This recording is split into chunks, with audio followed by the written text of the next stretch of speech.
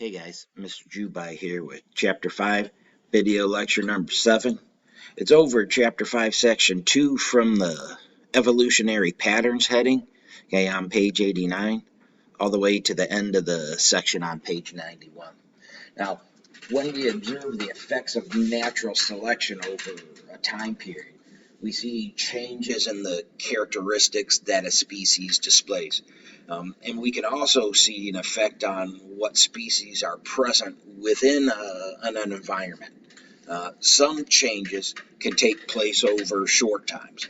For example, the pesticide-resistant insects that I talked about during the last heading, okay, while other changes can take place over, tens of thousands of years, possibly even millions of years.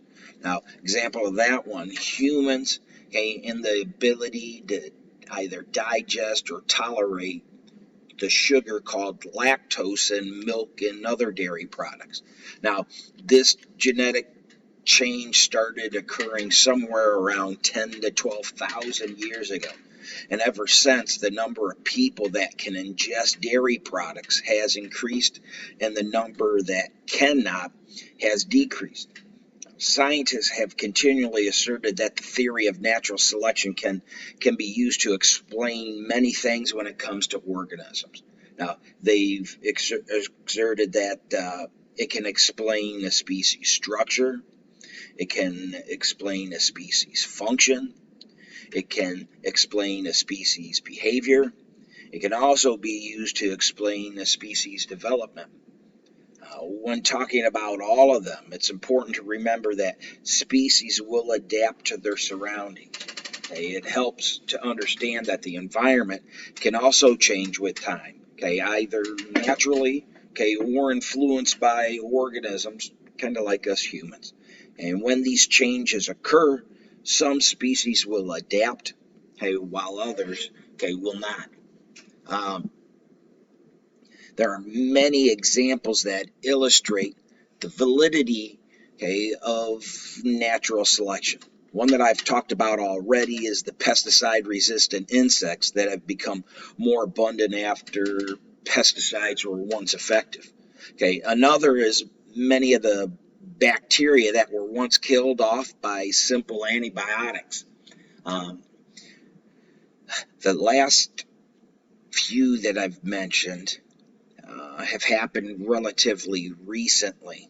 Okay? But when we look at the distant past using the fossil record and stuff like that, we see the same things. We see new organisms developing and coming into their own, while other organisms die off and we never hear from again. Now, earlier we said that a species is a group of organisms that can interbreed and produce offspring capable, okay, of reproduction. Now, this brings up a question as how do new species come about?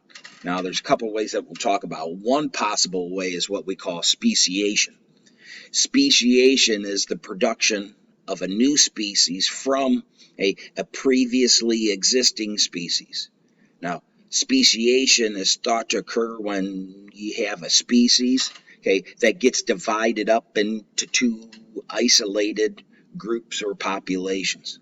Now, if each of these populations have genetic differences, and the environments of the two populations are slightly different, okay, it's possible for natural selection to occur on both groups. Now, what happens over time is these two subgroups become less and less alike and eventually reach a point where they can no longer interbreed. Okay? Thus, they're actually at that point different species. Now, another, we'll say among plants, there's another way to bring about a new species. Okay, this other way is a genetic condition, which is known as polyploidy. Okay, and what will happen is, as most organisms, okay, like us, we're diploid, means we have two sets of chromosomes, right? One from mom, one from dad. And like humans, we have 23 sets of those, or a total of 46 chromosomes. Well, what happens in polyploidy, okay, is for some reason these plants get an extra set of DNA or an extra set of genes. And what it will do, it will allow, okay, that plant to actually become a different species where it can no longer interbreed with other plants. Okay? So, and just, one of the things, why polyploidy comes about, I'm going to leave that one to Mr. Desipata. But it should be easy enough to understand that, okay, if we put it in terms of humans, okay, humans have 23 sets of chromosomes. Okay, what allows us to interbreed and have, children, okay, with other humans is that they also have 23 sets of chromosomes.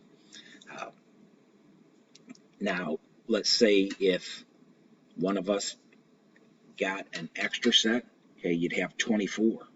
Okay, and then if you had, a child with another person, okay, they had 23. Okay, when you had a child, that child, if it were actually created, probably wouldn't survive, because what makes a human, hey, at least a normal human, is the fact that we have 23 sets of chromosomes. Now, there are conditions where people will have either an extra set, okay, or too few sets, but those conditions are very rare, and usually those people, okay, are not capable of reproduction. Okay, yeah, so I'm going to leave that one to Mr. Desipata. So let's keep going. Now, if we look at it, the next one on the list, extinction. Okay, I asked myself, what is extinction? Extinction really is just the loss of an entire species, and it's much more common than what people believe. If we look at why an organism goes extinct, we would see that it's because the environment changed with time, and some organisms are not able to adapt or adjust to the new environment. If we look back over Earth's history, there are believed to have been somewhere about 500 million different species. And of this 500 million, only maybe somewhere between 5 and 10 million still exist. So there's a high rate of extinction. Okay, so even though these are estimates using the fossil records, we could see that extinctions are much more common than most people believe. If we look at back over human history, we know that during the last ice age, okay, people coexisted with large animals, stuff like the giant bison, mammoth, okay, and even saber-toothed tigers.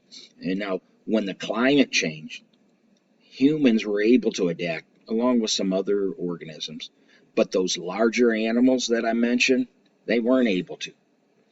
So not only are there major extinctions of an entire species, but there's also what we know as local extinctions. And although they're not the same, local extinctions can lead to a loss of a specific set of genes from a gene pool. Now, that one right there is why local extinctions are so important. Now, although the environment can change naturally, it's pretty safe to say that humans have had a significant impact on the environment. Now, for example, anytime people move to a new area, we cut down trees, clean land in order to build houses, to cultivate crops. Now, us doing that displaces native species from the area. Now, if we develop a large enough area, it's possible to kill off an entire species. Now, earlier I said that extinctions are common. If we look at the rate, they occur somewhere right around 10 different extinctions per year. Now, even so, there have been many times, in not just human history, but the Earth's history, where the extinction rate has increased significantly. Those things are known as mass extinctions. Now, The current rate of max extinctions is, like I said, I think about 10 per year. Well, it's actually more than 10 per year now. Okay, the average is 10, but right now it's more than 10 per year. Okay, and it's that fact that has led a lot of people to believe that we're in the middle of another mass extinction. Now, the last thing we need to talk about, coevolution. Okay? Can one organism influence the evolution of another? The short answer, yes. It's what we call coevolution. I think our book gives a pretty good example of grazing animals and the grasses that they eat influencing one another. That one I'm going to skip. Okay, I'll talk about one, a relationship between predator and prey. Now, if you look at, and this can be any predator and prey, doesn't matter which one it is, just as long as it's a predator-prey relationship. Okay, there's a selective pressure on the prey to avoid capture. Okay, because if they avoid capture, okay, then they can in turn reproduce and pass their genes on to their offspring. Now, this avoidance of being captured, okay, in turn pressures the predator, okay, to evolve and become a more efficient hunter. Because if he doesn't become a more efficient hunter, he's not going to eat. He's not going to be able to reproduce and pass his or her genes on, okay, to his offspring. Now, another good example from the book is the shape of hummingbirds, the long bills that they have. Hey, they've evolved over time to match like the long tubular shape of the flowers that they feed on. Now, the predator-prey relationship, along with other types of relationships, is what we will talk about and expand on in the next section. Now, don't forget, if you still need help understanding the material from the textbook, okay, or from the video lecture, or if you need help getting to the online textbook, or even just finding a way of taking notes that works for you, reach out and set up a meeting with me. The best time to meet with me is either before school or after school. Unless you need just a little help with material, you could always just ask that during lecture review the next day. And just as always, guys, I'll see you in the next video.